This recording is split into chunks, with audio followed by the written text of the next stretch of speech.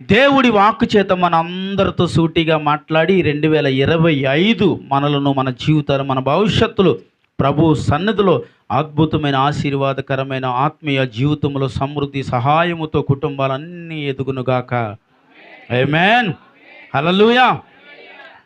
ఇక్కడ దేవుని ఒక వాక్యాన్ని ఈ పూట ఒక 2 విషయాల్లో మీకు తెలియజేయాలని ఆశపడుతున్నాను. కాగా ఎవడైనానో క్రీస్తునందు ఎలా వాడు తన నూతన సృష్టి అనగా పాతది గతించును, ఇదిగో కొత్తది ఆయన. స్తోత్రం చెప్పాలి. హల్లెలూయా. చెప్పండి. క్రీస్తునందు పాతవి ఏమైందంట?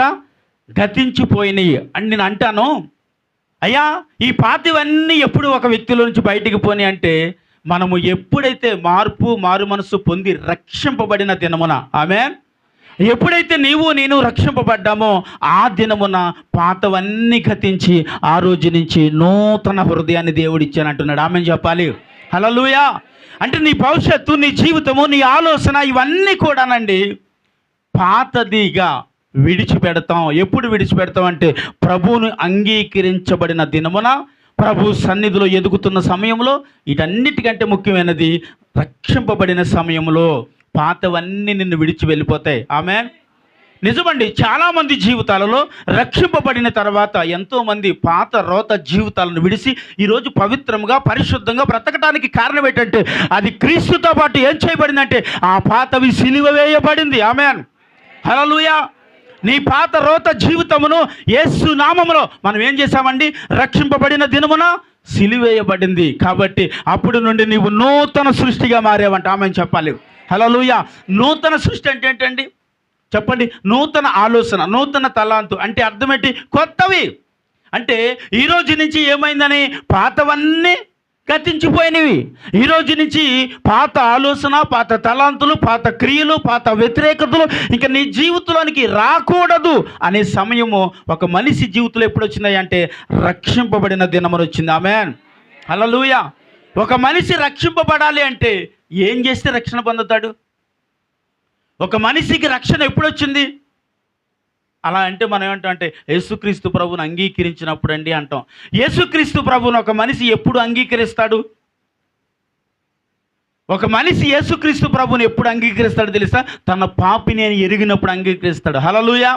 నేను పాపిని, నేను ఈ లోక సంబంధమైన వ్యక్తిగా నేను బ్రతుకుతున్నాను, నేను ఈ లోక సంబంధమైన వ్యక్తిని కాను, ఈ లోకములో ఉన్నవి నావి కావు, ఈ లోకములో ఉన్నవన్నీ చెప్పండి నాతో దేవుని రాజ్యానికి వచ్చేవి కావు అని ఎప్పుడైతే తన ఆలోచన చేస్తాడో అప్పుడు వాటిని అన్నిటిని విడిచి యేసుక్రీస్తు ప్రభుని ఒక వ్యక్తి అంగీకరిస్తాడు. చప్పట్లు కొట్టాలి అందరూ కూడా. హల్లెలూయా.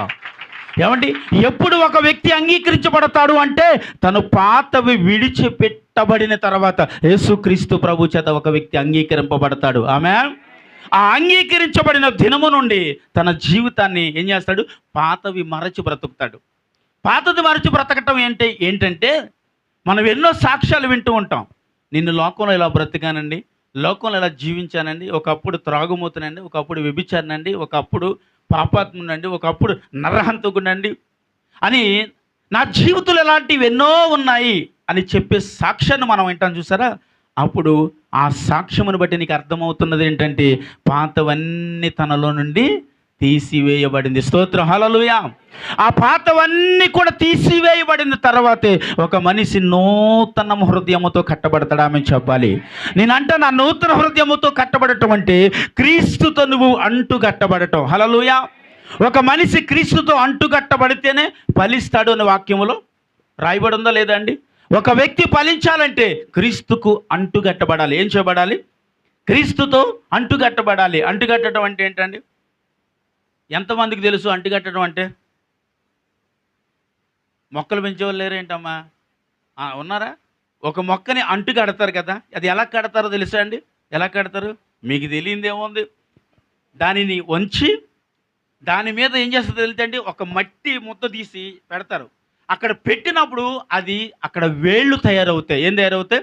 అక్కడ వేళ్ళు తయారవుతాయి. తయారైనప్పుడు అక్కడ నుండి మరొక మొక్క వస్తుంది. హల్లెలూయా. అంటే అది వంచబడిన తర్వాత అంటుకట్టబడింది.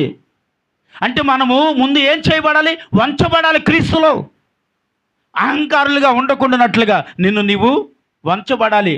క్రీస్తుకు అంటుకట్టబడాలి. అప్పుడు నీవు బహుగా ఫలిస్తావు. స్తోత్రం చెప్పాలి. హల్లెలూయా. బహుగా ఫలిస్తావు. ఒక వ్యక్తి బహుగా ఫలించాలంటే క్రీస్తుతో అంటుకట్టబడాలి. ఆమేన్. అంటుకట్టబడాలి అంటే ఏం చేయాలండి? పాతవి చెప్పరేంటి? పాతవి విడిచిపెట్టాలి. ఒక మనిషి జీవితంలో ఉన్న పాపాన్ని విడిచిపెట్టినప్పుడే క్రీస్తుతో ఆ వ్యక్తి అంటుకట్టబడతాడు. ఆమేన్ చెప్పాలి. చాలామంది ఏమంటారు తెలుసా? నేను క్రీస్తుతో అంటుకట్టబడిన వ్యక్తినండి అంటారు.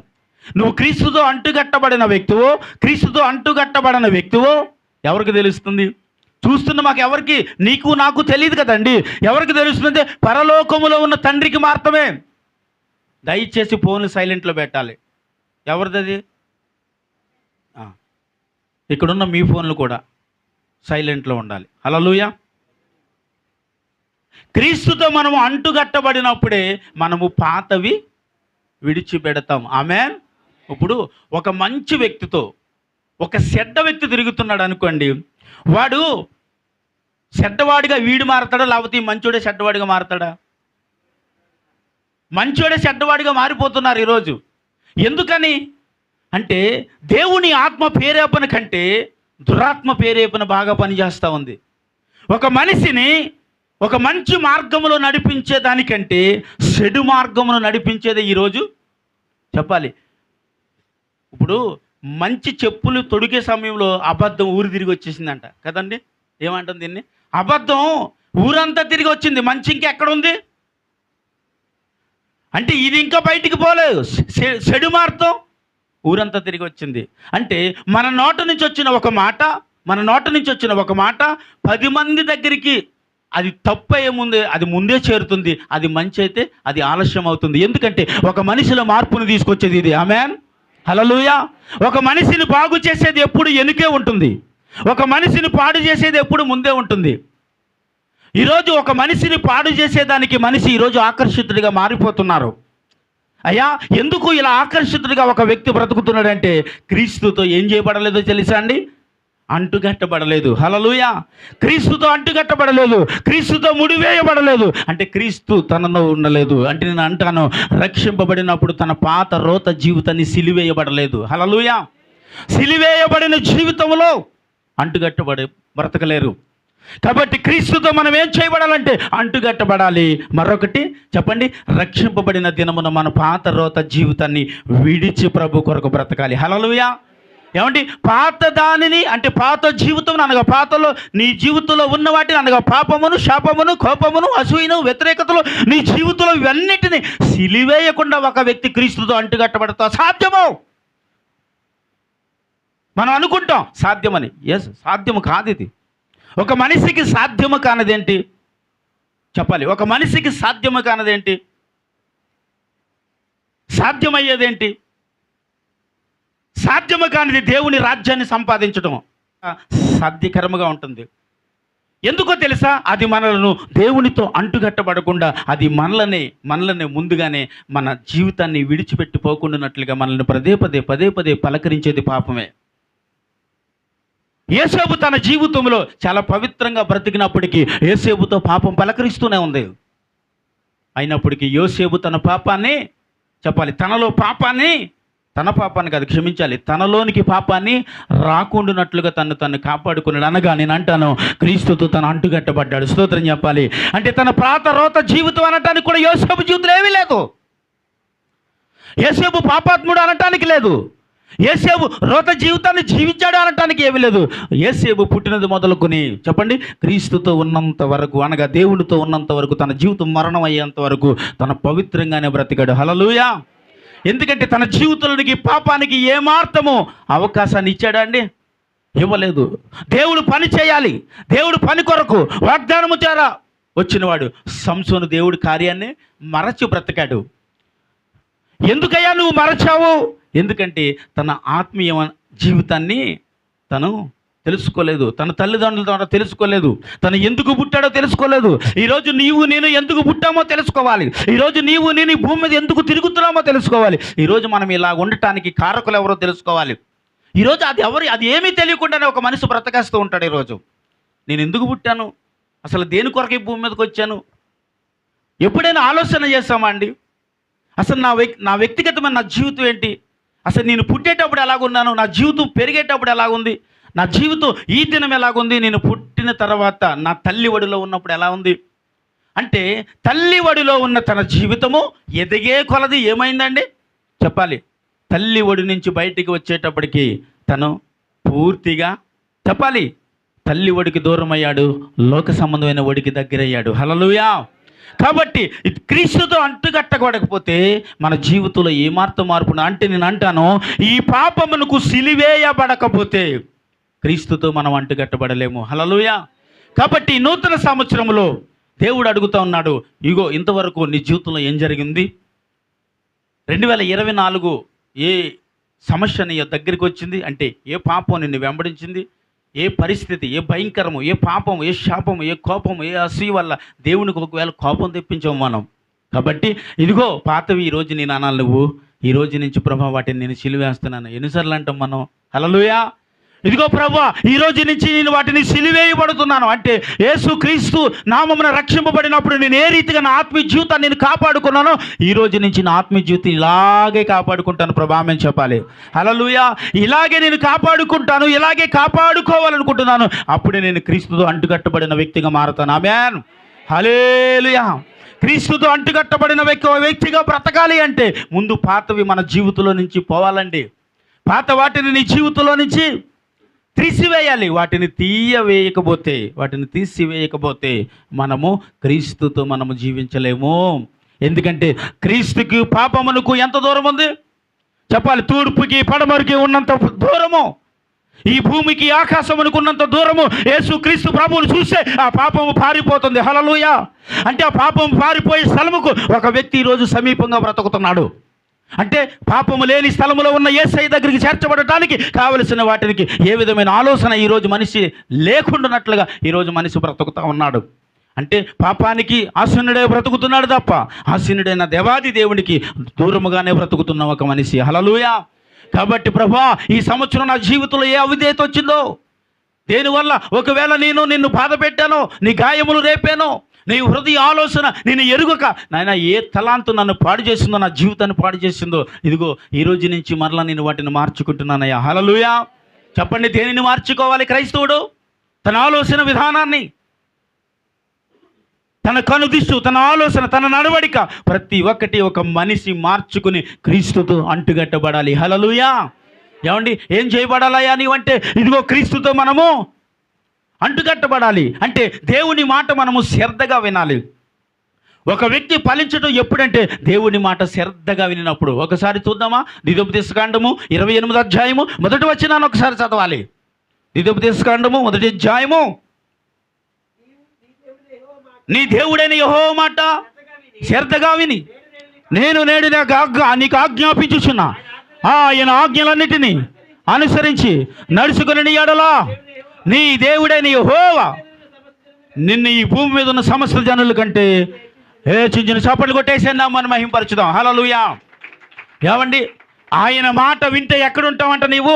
ఈ భూమి మీద ఉన్న సమస్త జనుల కంటే హెచ్చుగా నిన్ను హెచ్చిస్తానంటున్నాడు. ఆమెను చెప్పాలి. హల్లెలూయా. ఆయన అన్న మాట ఒకటే, ఆయన నీతో చెబుతున్న మాట ఒకటే.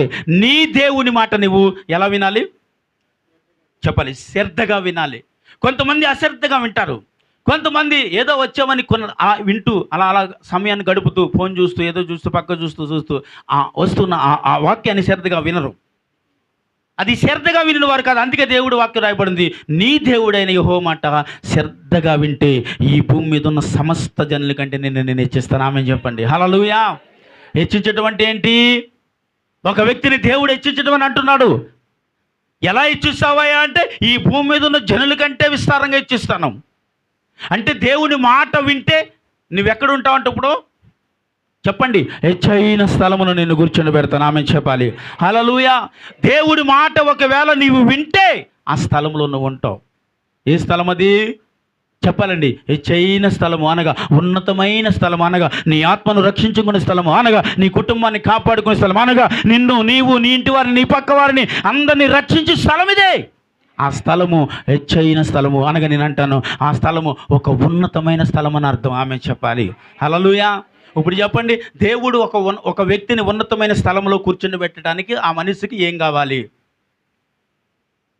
ఏమండి, ఏం కావాలి? దేవుని మాట శ్రద్ధగా వినాలి. దేవుని మాట శ్రద్ధగా వింటే మనలను చెప్పాలి వీరందరికంటే హెచ్చైన స్థలంలో నువ్వు ఉంటావు అంటున్నాడు. ఆమె చెప్పండి బాబు. అయ్యగారు దేవునికి స్తోత్రం, హల్లెలూయా. ఒక వెచ్చైన స్థలంలో నీవు ఉండాలంటే ఎవరి మాట వినాలి? ఇప్పుడు చెప్పాలండి, దేవుని మాట వినాలి.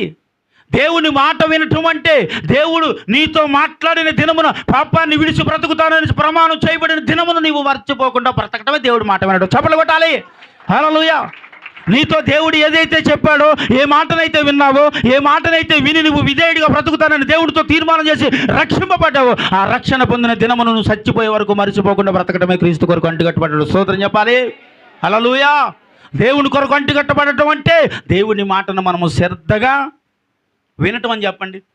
ఎవరి మాట? ఈ భూమి మీద ఉన్న అందరి మాట మనం వింటాం. నిజం, అందరి మాట. ఎవరు ఏది చెబుతే అది వింటాం. నీకు ఇది మంచిదంట, నువ్వు అక్కడికి వెళ్తే మంచి జరుగుతుందంట, ఇక్కడికి వెళ్తే మంచి జరుగుతుందంట, ఈ ఉంగరం పెడితే మంచిదంట, ఈ కడిమ వేస్తే మంచిదంట, నీ ముఖం మంచిది. అవన్నీ వేస్తే నీ మంచిది కాదు. దేవుని మాట వింటే నీకు మంచిది. హల్లెలూయా, హల్లెలూయా. నేను ఒక వ్యక్తిని చూశాను. ఆ వ్యక్తి చేతికి కడిమ ఉంది. నేను అన్నాను, ఇదేంటండి అని అడిగాను. అది చాలా వెరైటీగా కనిపిస్తూ ఉందని అడిగాను. ప్రార్థన చేయించుకోవడానికి వచ్చారు. ఆ ప్రార్థన చేయించుకున్న తర్వాత ఇదేంటని అడిగితే ఇది కడివండి అన్నారు. ఏం కడిము అని అడిగితే, దీన్ని చెప్పండి, నాకు త్రాగుడు అలవాటు బాగా భయంకరంగా ఉందండి, దీని నుంచి నన్ను రక్షించడానికి, ఇది నన్ను కాపాడుతుందని నా భార్య నాకు ఏంచిందని చెప్పారు ఆయన. Okay, very good. మానేశారా పూర్తిగా అంటే, ఎక్కడ మానేశానండి, ఇక్కడ మా ఆవిడ ఎదురుకుంటే ఉన్నని చెప్పి వైన్ షాప్కి వెళ్ళాక దీన్ని తీసి పక్కన పెట్టి చేస్తున్నాను. మరి ఇది నిన్ను రక్షించినప్పుడు ఎందుకు నువ్వు దీన్ని ఆశ్రయిస్తున్నావు? ఎందుకు దీని మీద నమ్మకం పెట్టుకున్నావు? నీ దేవుడైన యెహోవా మాట శ్రద్ధగా వింటే నేను ఈ భూమి మీద ఉన్న సమస్త జనుల కంటే హెచ్చుగా నేను హెచ్చిస్తానన్న దేవుడి మాట నువ్వు వినక, ఎవరో ఏదో చెబితే, ఏదో పెట్టుకుంటే, ఏదో తగిలిస్తే, ఎవరి మాటో వింటావు, ఏముండదు. ఎవరి మాట విన్నా, లేదండి నా భర్త అసలు నా మాట వినట్లేదండి, మా అమ్మగారిని తీసుకొచ్చాను, మా నాన్నగారిని తీసుకొచ్చాను, చాలా గడ్డి పెట్టారండి, ఇప్పుడు చాలా జాగ్రత్తగా ఉన్నాడు. ఎన్ని రోజులు జాగ్రత్తగా ఉన్నాడు? ఎన్ని రోజులు నీ జీవితంలో నీ జాగ్రత్తగా నీ భర్త ఉన్నాడంటే, ఎక్కడండి 4 రోజులే, మళ్ళీ మామూలు అయిపోయింది. అంటే నువ్వు అందరి మాట వింటున్నావు, అన్ని మాటలు వింటున్నావు, ఏదేదో ఎవరు ఏది చెబితే చేస్తూ ఉన్నావు, కానీ అసలు దేవుడి మాట ఎక్కడ వింటున్నామండి? అసలు వీరెవరంటే మళ్ళీ క్రైస్తవులే. భయం వేసింది కదా మీకు? క్రైస్తవుడి చేతికి కడిమేశారు. ఒక క్రైస్తవుడి చేతికి కడిమేసి ఏమంటున్నారు? మందు మానేస్తామని చేశాను అన్నారు. కానీ తన జీవితాన్ని క్రీస్తుతో తను రక్షణ పొందినప్పుడు పాత రోత జీవితాన్ని సిలువ వేయక, తన పాత జీవితాన్ని విడిచిపెట్టక తన బ్రతుకులో మార్పు లేదండి. హల్లెలూయా. అన్ని విషయంలో గర్వంగా బ్రతుకుతాం, అన్ని విషయంలో గర్వంగా బ్రతుకుతాం, కానీ ఎందుకు పాపానికి దూరంగా బ్రతుకో? ఎందుకు తెలుసా? పాపం ఒక మనిషిని అవమానపరుచుతుంది, పాపం ఒక మనిషిని కృంగదీస్తుంది, పాపం ఒక మనిషిని ఏం చేస్తుంది చెప్పాలి? పాపము నిన్ను పట్టుకొనును అని వాక్యం చదివాం కదా. పాపం ఏం చేస్తుందంటే ఒక మనిషిని పట్టుకుంటుందంట, అది విడిచిపెట్టదు. విడిచిపెట్టడానికి కావలసిన ఉంగరాలు, బొంగరాలు, లేకపోతే కడియాలు, లేకపోతే ఏదో వస్త్రాలు, ఎవరి నోటి మాట నీ జీవితాన్ని, నీ బ్రతుకుని మార్చదు. దేవుని మాట మాత్రమే మారుస్తుంది. చప్పట్లు కొట్టాలి ఇప్పుడు. హల్లెలూయా. నీ బ్రతుకుని మార్చేది ఏంటని అడిగితే దేవుని మాట, నీ ఆలోచన మార్చేది ఏంటంటే దేవుని మాట, నీ భవిష్యత్తుని మార్చేది ఏంటంటే దేవుని మాట, నువ్వు ఉన్నత స్థలంలో కూర్చోవాలంటే దేవుని మాట. హల్లెలూయా. అంటే ఏది చేయాలన్నా ఏం కావాలి మనకి? దేవుని మాట కావాలి. హల్లెలూయా. అందుకే ఈ ప్రజలు నా మాట ఆకాశమా ఆలకించుము, భూమి సెవిగ్గుము. ఎవరితో చెప్పాలి మాట అంటే? ఎందుకంటే ఒక మనిషి దేవుని మాట వినక ఆకాశముతో, భూమితో ఈరోజు మాట్లాడుతున్నాడు. అంటే ఈరోజు మనము దేవుని మాట విన్నవారిగా ఉన్నామా, వినని వారిగా ఉన్నామండి? దేవుని మాట వినే వ్యక్తి అయితే దేవుడు అంటున్నాడు, ఈ భూమి మీద ఉన్న సమస్త జనుల కంటే నీవి ఆశీర్వాదకరమైన వ్యక్తి. చెప్పండి కొడదామా? హల్లెలూయా. ఆదికాండము 12వ అధ్యాయము, ప్రతి ఒక్కరు ఆదికాండము 12వ అధ్యాయం మొదటి వచనం, ఆదికాండం 12వ అధ్యాయం మొదటి వచనం, ఆదికాండం 12వ అధ్యాయం మొదటి వచనం నుండి చదువుతాం. యెహోవా ఇలాగ చెప్పును, నీవు లేచి నీ దేశం నుండి, నీ బంధువుల వద్ద నుండి, నీ తండ్రి ఇంటి నుండి బయలుదేరి నేను నీకు చూపించిన దేశమునకు వెళ్ళుము, నిన్ను గొప్ప జనముగా చేసి నిన్ను ఆశీర్వదిస్తాను, నీ నామమును గొప్ప చేస్తాను, నీవు ఆశీర్వాదకరంగా ఉంటావు. నిన్ను ఆశీర్వదించేవాడు ఆశీర్వదింపబడతాడు, నిన్ను దూషించిన వాడు శపింపబడతాడు. దేవుడికి స్తోత్రం, హల్లెలూయా. ఏమంటుంది వాక్యము? నేను చూపించిన దేశానికి రా, అక్కడ నిన్నేం చేస్తాను తెలుసా? ఆశీర్వదిస్తాను. తెరా అంటున్నాడు. అబ్రహాము ఎక్కడికి పోతున్నావు? తెలియదండి. పిలిచిన వారు ఎవరు? తెలియదండి. మరి ఏ మాటతో నువ్వు వెళుతున్నావు? ఆయన నన్ను పిలిచాడు. పిలిచిన వాడు ఇంకా నమ్మదగిన వాడండి. నేను వెళ్ళిపోతున్నాను, ఆయన నన్ను పిలిచాడు కాబట్టి ఆయన నన్ను నడిపిస్తాడు. హల్లెలూయా. అబ్రహామును పిలిచినప్పుడు ఏ దేశానికి వెళ్ళాలో అబ్రహాముతో మాట్లాడలేదు, కానీ దేవుడు మాట వినినవాడు కాబట్టి అబ్రహామును దేవుడు బహుగా దీవించాడు. స్తోత్రం చెప్దామా? హల్లెలూయా. అక్కడ అన్నమాట దేవుడు ఏంటో తెలుసా? నిన్ను ఆశీర్వదించిన వారు ఆశీర్వదింపబడతారు, నిన్ను దూషిస్తే వారు ఏమవుతారు? అందుకనే యథార్థంగా నమ్మకంగా క్రీస్తు కొరకు బ్రతికేవాడిని మనము దూషణ పాలు చేయకూడదు. అలా దూషిస్తే మనకి ఏమవుతుందంట? శపింపబడతామని వాక్యమే రాయబడి ఉంది. కాబట్టి ఎదుటి వారిని చూసి ఎప్పుడు నీవు దూషించవద్దు. నీ నోట నుండి ఎవరిని అవమానకరంగా మాట్లాడవద్దు. తిరిగి అది నీ దగ్గరికి వస్తుంది, వర్తిస్తుందని వాక్యము. హల్లెలూయా. అబ్రహామా లే అంటే తెరాహు మాట్లాడిన మాటకి అబ్రహాం దగ్గర సమాధానమే లేదు తెలుసా అండి? ఈరోజు అదే సమాధానం ఒకవేళ దేవుడు నిన్ను అడిగితే ఏం చెప్తారు మీరు? ఒకవేళ దేవుడు మిమ్మల్ని అడుగుతాడు, క్షమించాలి, మీ తండ్రి మీ తల్లి మిమ్మల్ని అడుగుతుంది, ఎవరు పిలిచారు? ఇప్పుడు తెలుసు కాబట్టి యేసయ్య పిలిచాడని చెప్తున్నావు. అబ్రహాము తండ్రి ఏమండి విగ్రహారాధకుడు. అవి తప్ప అబ్రహాముకి ఎవరు తెలియదు. అలాంటి అబ్రహాముతో దేవుడు మాట్లాడితే తన తండ్రితో మాట్లాడేటప్పుడు ఎవరు పిలిస్తే పోతున్నావు? అసలు నువ్వెక్కడికి వెళుతున్నావు అంటే అసలు తెలియకుండా గమ్యమే లేకుండా అబ్రహాము ప్రయాణం చేస్తున్నాడు కదా. ఈరోజు అన్నీ తెలిస్తేనే కానీ ప్రయాణం చేయము. ఈరోజు నీ జీవితంలో అనుకున్నవన్నీ ఇస్తేనే కానీ దేవుని సన్నిధికి పోము. అనుకున్నవి సాధించకపోతే, అనుకున్నది ఇవ్వకపోతే, అంటే ఇవన్నీ నీ జీవితంలో జరగకపోతేనే దేవుడి సన్నిధికి పోవు. కానీ అబ్రహాముతో దేవుడు మాట్లాడితే ఏమీ తెలియకుండానే అబ్రహాము తన భార్యను, ఒంటెలను, పనివారిని ఏమండి లోతుని తీసుకుని ప్రయాణమై వెళ్ళిపోతున్నాడు. హల్లెలూయా. నీ కుటుంబాన్ని తీసుకుని ఎక్కడికన్నా వెళ్ళాలంటే ముందు బయోడేటా కావాలి ఎదుటి వ్యక్తి నీకు దగ్గర. ఎలాంటి వాడు? పిలిచినవాడు ఎవరు? ఎందుకు పిలిచాడు? ఎక్కడికి పిలిచాడు? ఎందుకు పిలిచాడు? దేని కొరకు పిలిచాడు? అక్కడ ఏం ఉద్యోగం ఇస్తాడు? జీతం ఎంత ఇస్తాడు? శాలరీ ఎంత ఇస్తాడు? ఇవన్నీ తెలిస్తేనే కానీ నువ్వు ఒక అడుగు నువ్వు ముందుకు వేయలేవు. కానీ అబ్రహాము ఏమీ తెలియకుండానే దేవుని కొరకు అడుగులు ముందుకు వేశాడు. దేవునికి స్తోత్రం చెప్పాలి. ఇప్పుడు హల్లెలూయా. ఏం చేశాడండి? దేవుని కొరకు, దేవుని పిలుపు కొరకు అబ్రహాము ముందుకి నడిచాడా లేదా చెప్పాలి. హల్లెలూయా. నడిచాడు కాబట్టి దేవుడు అబ్రహామును ఏం చేశాడండి చెప్పాలి. అబ్రహామును దేవుడు దీవించాడు. అంటే నేను అంటాను, ఈ 2025లో దేవుడు మీ కుటుంబాలను దీవించబోతున్నాడు. హల్లెలూయా. ఈ 2025లో మీ కుటుంబాలకు దీవెనకరంగా ఉండాలి. అది మీకు మేలుకరంగా ఉండాలంటే దేవుడి మాటకు విధేయుడై, దేవుడి మాటకు లోపడుతూ, భయపడుతూ బ్రతికే వ్యక్తిగా ఉండాలి. హల్లెలూయా. అయ్యా ఏంటి నాకు ఈ దీవెన ఎక్కడి నుంచి ఈ ఆశీర్వాదం నాకు వస్తుందంటే అంటున్నాడు, దేవుని మాట నువ్వు శ్రద్ధగా వింటే వస్తుంది. స్తోత్రం చెప్పాలి. ఎవరి మాట శ్రద్ధ అండి? దేవుని మాట పట్ల నువ్వు శ్రద్ధ కలిగి ఉంటే, దేవుని మాట నువ్వు విధేయుడు కలిగితే, లోపలితే, బ్రతికితే దేవుని ఆశీర్వాదం మీ మీదకి దిగి వస్తుంది. చప్పట్లు కొట్టాలప్పుడు. హల్లెలూయా. దేవుని మాట వినే వ్యక్తిగా ఉండాలి మొట్టమొదటిగా. దేవుని మాట వినకపోతే, దేవుని మాటకు విధేయత చూపకపోతే, దేవుని మాట వినకపోతే కయ్యను ఎందుకు మొక్క చిన్నబుచ్చుకున్నా? ఎందుకో తెలుసా? తనను సమృద్ధిగా అర్పించుకోలేకపోతే తెలిసి తాను దేవుడికి సమృద్ధిగా అర్పించుకోలేకపోయాడు. ఏమయ్యాడండి? నరహంతకుడిగా మారిపోయాడు. ఎందుకని అడిగితే ఏమీ లేదు. ఆయన అర్పించిన పనిని యెహోవా అంగీకరించబడిన వ్యక్తి భూమి మీద ఉండకూడదు. ఎందుకంటే అర్పించినది ఎవరు చెప్పాలి? నా తమ్ముడు అర్పించాడు, అన్నగా నేను అర్పించాను. కానీ నా తమ్ముడు దేవుడు స్వీకరించాడు, కానీ నా అర్పణ దేవుడు స్వీకరించలేదు. ఎంత కోపం వచ్చిందో తెలుసా అండి? ఆ కోపంతో భయంక్రాంతుడు అయిపోయి ఏం చేశాడండి? పొలంలో పని చేసుకుంటున్న తమ్ముడి దగ్గరికి వెళ్ళాడు. పాపం తమ్ముడికి ఏం తెలియదు, అన్న ఎలా వచ్చేటి ఏమీ లేదు. పక్షపాతమైన మనసుతో, వ్యతిరేకమైన ఆలోచనతో ఏం చేశాడండి చెప్పాలి? ఏం చేశాడు చెప్పాలి? చంపేశాడు. ఎంత భయంకరమైన ఆలోచన చూసారండి?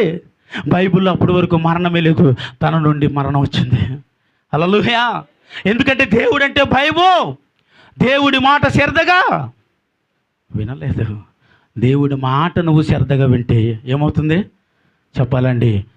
ఈ భూమి మీద ఉన్న సమస్త జనుల కంటే హెచ్చుగా నిన్ను నిలవబెడతానామని చెప్పాలి. హల్లెలూయా. ఎవరిని హెచ్చుగా నిలవబెడతాడు? చెప్పండి ఆమేన్. Thank you. ఎవరు నెచ్చిగా నిలబెడతాడు? నన్ను. నువ్వు అనగలిగితే ఇదిగో దేవుని మాట నువ్వేం చేయాలైతే ఇప్పుడు శ్రద్ధగా వినాలి. దేవుని మాట ఒకవేళ నువ్వు శ్రద్ధగా వింటే ఏమొస్తుందండి మన మీదకి?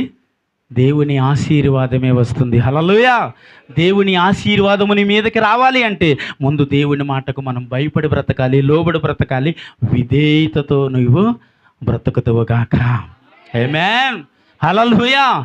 ఆశీర్వాదములు ఇచ్చే దేవాది దేవుడి మాట మనం వినక పాపాన్ని పంచి శాతానుడి మాట వింటూ ఈరోజు భౌతిక సంబంధమైన విషయాల్లో ఒక మనిషి పడిపోయాడు. కాబట్టి ఈ 2025లో నా జీవితాన్ని అయ్యా నీ సన్నిధిలో నేను పూర్తిగా కడిగి వేసుకుంటున్నాను అయ్యా. ఆమేన్. హల్లెలూయా. అంటే 2024లో ఒకవేళ మనలో ఉన్న అవిధేయతో తప్పు పొరపాటు ఏదో దేవునికి బాధ కలిగించింది, ఏదో దేవుణ్ణి ఇబ్బంది పెట్టింది, నువ్వు జీవించే ఈ జీవితంలో ఏదో దేవునికి ఆయాసకరమైన పరిస్థితిని తీసుకొచ్చింది. కాబట్టి ఆ పరిస్థితి నుండి మొట్టమొదటిగా మనం బయటికి రావటానికి చెప్పండి దేవుని మాట వింటే బయటకు వస్తాం. స్తోత్రం చెప్పాలి. ఏం వింటే బయటకు వస్తాం? చెప్పాలి దేవుని మాట వింటే బయటకు వస్తాం. కానీ ఇది తప్ప అన్నీ వింటామండి, ఇది తప్ప అన్నీ చేస్తామండి. దేవుని మాట వినరా అంటే వినమండి, పనికిరానివన్నీ వింటాం. కానీ దేవుడి మాట వింటే హెచ్చింపబడతావుగా. దేవుని మాట వింటే విధేయుడై బ్రతికితే, విధేయురాలై బ్రతికితే నీ కుటుంబం ఒక ఆశీర్వాదకరమైన కుటుంబంగా ఉంటుందిగా. ఆమేన్. హల్లెలూయా. ఉండాలంటే దేవుని మాట మనము వినాలని చెప్పండి. హల్లెలూయా. ఏం చేయాలండి? ఎవరి మాట వినాలి? దేవుని మాట. వీళ్ళు నా మాట వింటారు, వాళ్ళు నా మాట వింటారు, నేను ఏది చెబుతాదే నువ్వేది చెబుతా అంటే ఏముండదు. దేవుడు మాట్లాడితేనే, దేవుడు చెబితేనే చేస్తాడు. ఆమేన్. దేవుడు చెబితే చేసిందే అది ఆశీర్వాదం నీకు. ఆమేన్. నువ్వు ఆ మాటకు విధేయుడై విధేయులే బ్రతికితేనే దేవుడు మనల్ని ఆశీర్వదిస్తాడు. ఆమేన్. హల్లెలూయా. కాబట్టి నమ్మకూడని వాటిని, చెయ్యకూడ వాటిని, పనికిరాని వాటికి పట్ల కాక దేవుని మాట వింటూ దేవుని వైపు చూస్తూ ఒకవేళ నువ్వు బ్రతికితే నీ కుటుంబము హెచ్చైన కుటుంబంగా నిలబెడతాడు. స్తోత్రం చెప్పండి. ఎలాంటి కుటుంబంగా నిలబెడతాడు చెప్పాలి? హెచ్చించబడిన కుటుంబంగా. అంటే హెచ్చించబడిన కుటుంబంగా బ్రతకాలంటే ముందు నువ్వు తగ్గింపబడిన వ్యక్తిగా బ్రతకాలి. ఆమేన్. చెప్పాలి ఎలా బ్రతకాలి? తగ్గింపబడిన వ్యక్తిగా బ్రతికితే హెచ్చింపబడిన వ్యక్తిగా దేవుడు నిన్ను నిలబెడతాడు. ఆమె చెప్పాలి. హల్లెలూయా. హెచ్చింపబడిన వ్యక్తిగా నువ్వు బ్రతకాలంటే తగ్గించబడి బ్రతకాలి. స్తోత్రం చెప్పాలి. హల్లెలూయా. నువ్వు తగ్గించబడి దేవుని దృష్టిలో ఉంటే నిన్ను దేవుడు హెచ్చించే స్థలంలోనే నిలబెడతాడు. ఆమేన్. హల్లెలూయా. చెప్పండి హెచ్చింపబడటం అంటే ఏంటి? తగ్గింపబడటం అంటే ఏంటి? దేవుని ఎదుట లేకపోతే లోక సంబంధమైన విషయాలలోనా? ప్రతి విషయంలో భౌతిక సంబంధమైన విషయం కావచ్చు, ఆత్మ సంబంధమైన విషయం కావచ్చు, ప్రతి విషయంలో ఏం చేయాలంటే తగ్గింపబడి బ్రతకాలని అంటుంది. ఆమె చెప్పాలి. హల్లెలూయా. ఒకవేళ అలా నువ్వు బ్రతికితే నేను ఎక్కడ నిలబెడతాను చెప్పరేంటండి? ఎక్కడ నిలబెడతాను? దావీదు అంటారు తెలుసా, గొర్రెలు కాసుకున్నాను కదండి, నాకేం తెలుసు, ఈ గొర్రెలు కాసుకున్నావు ఎక్కడ నిలబెడతానంటే నేనేం చేయగలను? గొర్రెలు కాసుకున్న దావీదు ఒక దేశాన్ని పరిపాలించాడంటే అది ఎలా వచ్చింది? దావీదుకి ఏముంటే వచ్చింది? తను హెచ్చించుకుంటే రాలేదు దావీదు జీవితంలోకి, తను తగ్గించుకుంటేనే దావీదు జీవితంలోకి వచ్చింది. ఆమె చెప్పాలి. నువ్వు చేసే ఉద్యోగాల్లో, మీరు చేసే వ్యాపారాల్లో, మీరు చేసే పనిపాటల్లో ఎక్కడికి వెళ్ళినా మిమ్మల్ని మీరు తగ్గించుకుంటేనే మీ స్థితిని దేవుడు హెచ్చిస్తూ ఉంటాడు. ఆమె చెప్పాలి. హల్లెలూయా. మీరు తగ్గించుకుని బ్రతికితేనే చెప్పాలి యజమానుడికి దాసుడు ఏం చేయాలంట? లోబడి ఉండవలనని బైబిల్లో రాయబడి ఉంది. అంటే మనం పని చేసే స్థలంలో, ఉద్యోగం చేసే స్థలంలో నీ యజమానికి ఏమవ్వాలంటే తెలుసా? లోబడి బ్రతకాలి. నీ పనివాడి దగ్గర నువ్వు లోబడి బ్రతకలేకపోతే దేవుడికి ఎలా లోబడి బ్రతుకుతావు? నీ భర్త దగ్గర నువ్వు లోబడి బ్రతకపోతే దేవుడి దగ్గర ఎలా బ్రతుకుతావు? నీ భార్య దగ్గర నువ్వు బ్రతకపోతే దేవుడి దగ్గర ఎలా బ్రతుకుతావు? మీ తల్లిదండ్రుల దగ్గర మీరు లోబడి బ్రతకపోతే దేవుడి దగ్గర ఎలా బ్రతుకుతావు? అంటే కనిపిస్తున్న వారి ఎదుటే నువ్వు లోబడకపోతే కనిపించిన దేవుడికి ఎలా నువ్వు లోబడి బ్రతుకుతావు? కనిపించే వ్యక్తికి మనము లోబడి బ్రతికితే చెప్పండి కనిపించిన దేవుని చేత నువ్వు హెచ్చింపబడతావు. చప్పట్లు కొట్టాలి ఇప్పుడు. హల్లెలూయా. చెప్పాలి. కనిపించిన దేవుడు ఏం చేస్తాడు? నిన్ను హెచ్చిస్తాడు, ఉన్నత స్థలంలోనే నిలబెడతాడు. ఆమె చెప్పండి. హల్లెలూయా. ఆ ఉన్నత స్థలంలో నిలబెట్టాలంటే దేవుని మాటను మనము శ్రద్ధగా వినాలి. హల్లెలూయా. ఎవరి మాట వినాలి? దేవుని మాటను వింటే ఈ 2025 ఎక్కడుంటారు చెప్పండి మీరు? చెప్పాలి. ఇది మాటలు కాదు, నిజం నిజం. ఎక్కడుంటాం చెప్పండి? హెచ్చింపబడిన స్థలంలో ఉంటాం. అంటే ఒక దీవెనకరమైన కుటుంబాలుగా దేవుడు మిమ్మల్ని చేస్తాడండి. ఆమేన్. ఈ 2025 మీరు దీవెనకరంగా ఉండాలని, ఆశీర్వదింపబడే వ్యక్తులుగా, కుటుంబాలు నెమ్మది, శాంతి, సమాధానం పొందుకున్న వ్యక్తులుగా బ్రతకాలి అంటే మన పాత రోత జీవితాన్ని క్రీస్తుతో సిలువేయబడాలి. స్తోత్రం చెప్పాలి. హల్లెలూయా. ఎప్పుడైతే సిలువేయబడుతుందో ఏం చేయబడుతుంది చెప్పాలి? సిలువేయబడటం అంటే ఏంటండి? యేసుక్రీస్తు ప్రభు ఏం చేయబడ్డాడు? మన పాపము నిమిత్తం సిలువేయబడటం అంటే ఏంటి? మరణమయ్యాడుగా. అంటే నీలో ఉన్న పాపాన్ని పూర్తిగా నువ్వు సంపాలి. సంపకపోతే నువ్వేమవుతావు? సత్యపోతాము. కాబట్టి వాటిని సంపేయాలి ముందు. ఆమేన్. హల్లెలూయా. నీలో పాపము రానివ్వకుండా ముందు దాన్ని సంపకపోతే వద్దు. కాబట్టి దాన్ని సంపేద్దాం, మనం బ్రతుకుతాం. స్తోత్రం చెప్పాలి. హల్లెలూయా. నీలో ఉన్న పాపాన్ని ముందు చంపేయండి. దేవుని సన్నిధిలో ఎలా ఉందాం? తగ్గింపు స్వభావంతో బ్రతికితే హెచ్చింపబడిన స్థలంలో కూర్చుని పెడతాడు. ఆమె హల్లెలూయా. చెప్పండి. తగ్గింపబడి నువ్వు బ్రతికితే ఉన్నత స్థలంలో నిలబెడతాడు. ఆమేన్. నిన్ను చూసి నవ్వునోళ్ళు ఎగతాళి చేసిన దగ్గరే దేవుడు నిన్ను ఉన్నతమైన స్థలంలో నిలబెడతాడు. ఆమేన్. హల్లెలూయా. నువ్వు ఏ స్థితిని చూసి భయపడుతున్నావు ఆ స్థితిని మించి దేవుడు నిన్ను నిలబెడతాడు. ఆమేన్. నీ స్థితిని, నీ పరిస్థితిని చూసి అవమానపరిచిన వారి దగ్గర నిన్ను ఉన్నతమైన స్థలం ఇలా చూసేటట్టుగా నిలబెడతాడు. ఆమె చెప్పండి. హల్లెలూయా. అలా నిలబడాలంటే ఏం చేయాలి పాస్టర్ గారు అండి? దేవుని మాటను ఎలా వినాలి? శ్రద్ధగా వినటం అంటే ఏంటండి? శ్రద్ధగా వినటం అంటే ఏంటి? భయభక్తులతో వినాలి. శ్రద్ధగా అంటే భయము లేకపోతే శ్రద్ధ రాదు. ఏముంటుంది? ఇప్పుడు మీ ఒళ్ళో మీ మనవడు కూర్చున్నాడు కదా, ఆడికి భయం లేదనుకో, శ్రద్ధగా కూర్చుంటాడా? భయం ఉంది కాబట్టి శ్రద్ధగా కూర్చున్నాడు, నవ్వేసుకుంటాడు. నీకోసమే కిరణ్ 2. హల్లెలూయా. ఏమ్మా, భయం ఉంటేనే కదా కూర్చుంటాడు. లేకపోతే అటు తిరిగి ఇటు తిరిగి మొత్తం అందరిని ఏం చేస్తాడు? అది అప్పుడు మీరేం చేస్తారంటే కొడితే కొట్టాలి, 6 కొట్టాలంటారు మీరు. హల్లెలూయా. అంటే ఏం చేశారయ్యా అంటే భయం ఉంది కాబట్టి శ్రద్ధగా ఉన్నారు. భయం లేకపోతే శ్రద్ధ రాదండి. శ్రద్ధ లేకపోతే భయం ఉండదు. శ్రద్ధ ఉంటేనే భయం వస్తుంది, భయం ఉంటేనే శ్రద్ధగా బ్రతుకుతాం. ఆమె హల్లెలూయా. కాబట్టి అలా నువ్వు బ్రతికితే మనల్ని ఎక్కడ నిలబెడతాడు దేవుడు చెప్పండి? ఇలాగ అనకండి బాబు. 2025 ఇది ఇలా అంటారేంటి? ఇలా అంటారేంటి? ఇలా అనకూడదు. ఎక్కడ? ఉన్నత స్థలం మీద కూర్చొని పెడతాడని చెప్పాలి. ఎక్కడ? మీరు చెయ్యి ఎలా చూపిస్తున్నారంటే, నేను చెయ్యి చూపిస్తే ఏమంటున్నాను? ఉన్నత స్థలం అంటున్నాను. ఎలాగంటే పరలోక పాటలు ఇప్పుడు మనకెందుకండి? ఆశీర్వాదకరమైన పాటలు పాడుకుందాం. దేవునికి మహిమ కలుగును గాక. హల్లెలూయా. చెప్పండి, ఏం పాటలు పాడదాం? ఆశీర్వాదకరమైన మాటలు, ఆశీర్వాదకరమైన వచనములు వసరిస్తే ఏమవుతామండి? దేవుని మాట ద్వారా మనము దీవించబడతాం. ఆమె చెప్పాలి. ఇప్పుడు మనకేం కావాలా? మంగమ్మ గారు, మనకేం కావాలి చెప్పమ్మా? ఏం కావాలి మనకి? దేవుని కృపలో నా కుటుంబము ఉండాలంతే. ఆమె చెప్పండి. దావీదు ఏమన్నాడు? దేవుడైన యెహోవా నా కుటుంబము నిత్యము నీ సన్నిధిలో నా కుటుంబం ఉండాలి, ఉండినట్టు ఆశీర్వదించంతే. ఆమెన్. హల్లెలూయా. దేవుని సన్నిధిలో ఉండినట్లుగా తన కుటుంబం కొరకు ఏం చేస్తున్నాడు? ప్రార్థిస్తున్నాడు. ఎక్కడికి పోయి? దేవుని మందిరంలోకి పోయి ప్రార్థన చేస్తున్నాడు. ఆ ప్రార్థన చేసే స్థితి ఎప్పుడో తెలుసా అండి? రాజుగా ఉన్నప్పుడు. అప్పటికే రాజు ఏదంటే అది మాట, తన మాట శాసనం అక్కడ. అలాంటి సమయంలో దావీదు దేవుడి సన్నిధికి వెళ్ళి, బాబు నా కుటుంబాన్ని జ్ఞాపకం చేసుకో అంటున్నాడు. ఆ స్థితి మన దగ్గరికి వస్తే దేవుడు మందిరానికి వెళ్ళమండి. అన్ని కాళ్ళ దగ్గరికి వస్తే, అన్ని కాళ్ళ దగ్గరికి దేవుడు ఆశీర్వదించేస్తే దేవుడు మందిరానికి ఏముందిలండి? నెలకోసారి వెళ్దాం, ప్రభులు తీసుకుని వచ్చేద్దాం. వారం వెళ్ళాలంటే మనకున్న స్థితిని బట్టి, ఉద్యోగాలు బట్టి, పరిస్థితులు బట్టి, వ్యాపారాలు బట్టి అప్పుడు మన వల్ల కాదండి. ఇవేమీ లేనప్పుడు దేవుడి సన్నిధిలో ఏడ్చామండి. ఏడిస్తే దేవుడు మనలను ఆశీర్వదించటండి. అది మర్చిపోకూడదు. స్తోత్రం చెప్పాలి. హల్లెలూయా. వాటిని ఎన్నడూ నువ్వు మర్చిపోకు. దేవుని సన్నిధిలో నమ్మకమైన వ్యక్తిగా మాత్రం బ్రతుకు. హల్లెలూయా. అలా బ్రతికితే దేవుడు నిన్ను ఉన్నతమైన స్థితిలోనే నిలబెడతాడు. ఆమె హల్లెలూయా.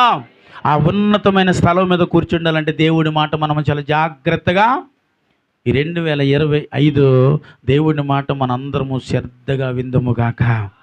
ఆమేన్, హల్లెలూయా. దేవుని మాట మనము శ్రద్ధగా విని ఏం చేద్దాం? దేవుడు చెప్పినట్లుగా ఈ సమస్త జనుల కంటే, అంటే దానికి అర్థం ఏంటంటే ఈ ప్రజలందరికంటే నువ్వే ఇచ్చిన వ్యక్తివా అంటే దేవుడు. ఆమేన్, హల్లెలూయా. నీ దగ్గరకు వచ్చి అమ్మా ఇక్కడున్న మీ రోడ్లో ఉన్న జనాలందరికీ నువ్వే ఇచ్చేసిన తల్లి అన్నాడు, ఎంత ఆనందం వచ్చేద్ది రాదమ్మా? మీ దగ్గరకు వచ్చి అయ్యా ఈ ప్రాంతంలో వీరందరికంటే ఉన్నతమైన స్థలంలో కూర్చొని పెడతాను నేను అంటే ఎంత ఆనందం వచ్చేద్ది? మరి కూర్చోవాలిగా. కూర్చోవాలంటే దేవుని మాట మనము శ్రద్ధగా విందుముగాక. ఆమేన్, హల్లెలూయా. దేవుని మాట నువ్వు వింటే కూర్చుండబెడతాడు, కూర్చుండబెడితే ఆశీర్వదిస్తాడు, ఆశీర్వదిస్తే అనేకులు నీ మాట కొరకు ఎదురు చూస్తారు. ఇది కావాలి, అనేకులు నీ మాట కొరకు ఎదురు చూస్తారు. నువ్వు వచ్చి ఒక మాట చెబితే చాలా అయిపోతుంది అంతే. దేవునికి స్తోత్రం. అప్పటి వరకు మనల్ని ఎలా చూశారండి? అస్సలు మనం లెక్క చేయలేదు, ఎవరు పట్టించుకోలేదు. కానీ నువ్వు ఒక మాట చెబితే ఈ ప్రాబ్లం నుంచి మేము విడిపింపబడతామండి అనే వ్యక్తి స్థితి ఎప్పుడో తెలుసా?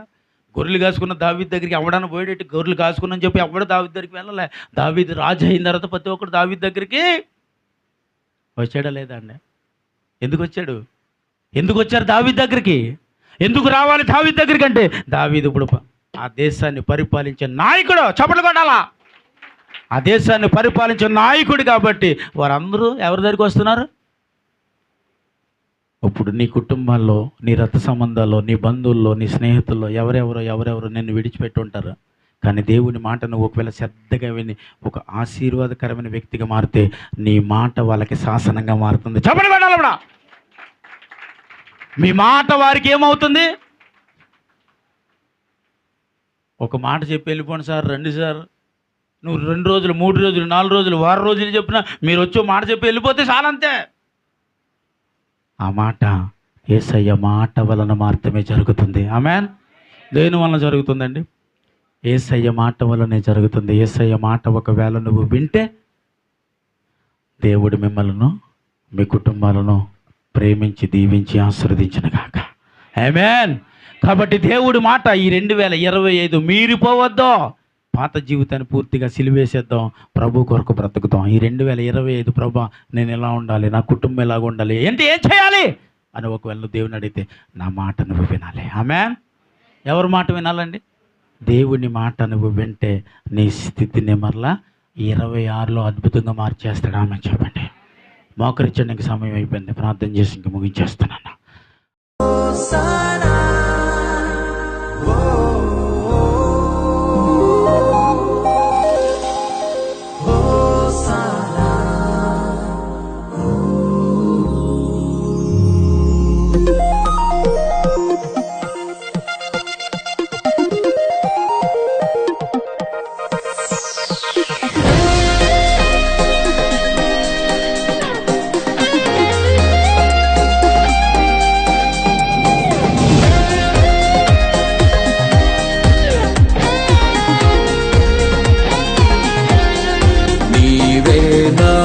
సంతోషగానము, రక్షణ శృంగము, మహాశైలము.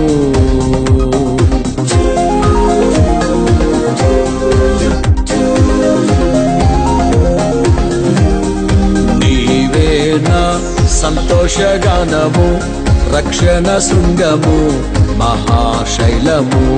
బలశూరుడా యేసయ్యా నా తోడై స్థలములపై నడిపించుచున్నావు. బలశూరుడా యేసయ్యా నా తోడై ఉన్నత స్థలములపై నడిపించుచున్నావు. నీవే నా సంతోషగానము, రక్షణ శృంగము, మహాశైలము.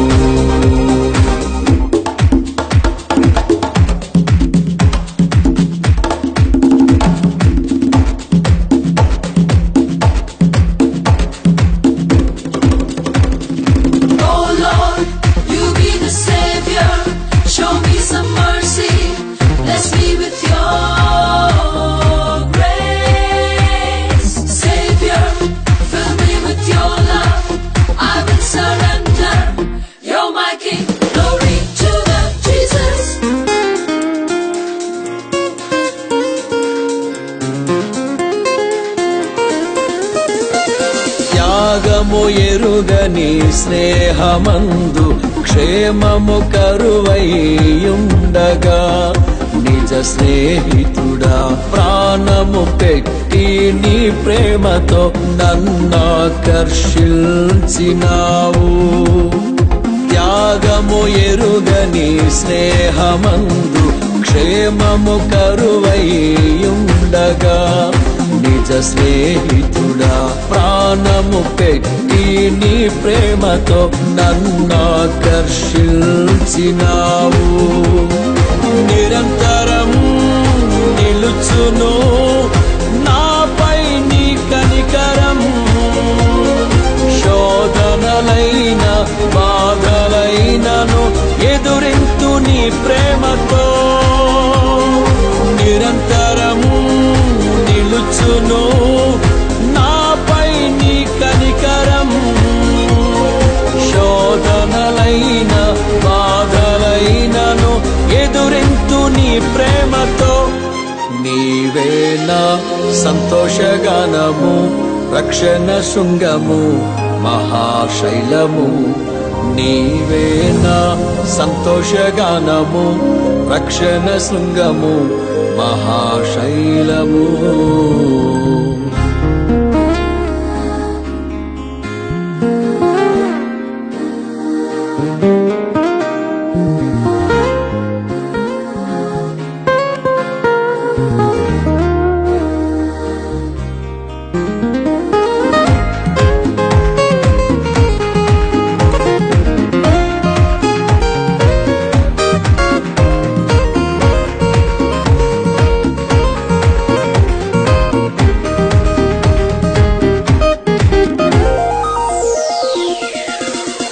వేదన కలిగిన దేశమందు వేకువ వెలుగై నిలిచినావు. విడువక తోడై అభివృద్ధి పరచి ఐగుప్తులో సింహాసనమిచ్చినావు. వేదన కలిగిన దేశమందు వేకువ వెలుగై నిలిచినావు. విడువక తోడై అభివృద్ధి పరచి ఐగుప్తులో సింహాసనమిచ్చినావు. మారదు ఎన్నడూ నీవిచ్చిన దర్శనము, అనుదినము అనుక్షణము నీతో నా జీవితం. మారదు ఎన్నడూ నీవిచ్చిన దర్శనము, అనుదినము అనుక్షణము నీతో నా జీవితం. నీవే నా సంతోషగానము, రక్షణ శృంగము, మహాశైలము. నీవే నా సంతోషగానము, రక్షణ శృంగము, మహాశైలము.